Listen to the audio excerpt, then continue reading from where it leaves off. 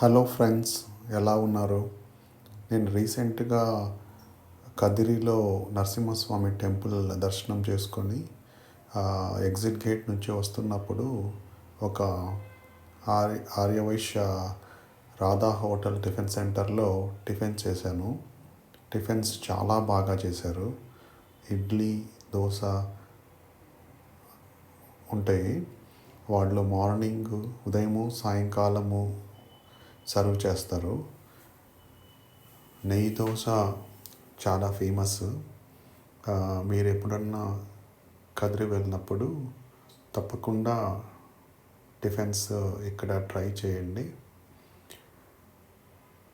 అలాగే మీకు నచ్చిన టిఫిన్స్ ఎక్కడ నచ్చిన ప్లేసో అందరితో షేర్ చేసుకోండి కామెంట్స్లో. Thank you.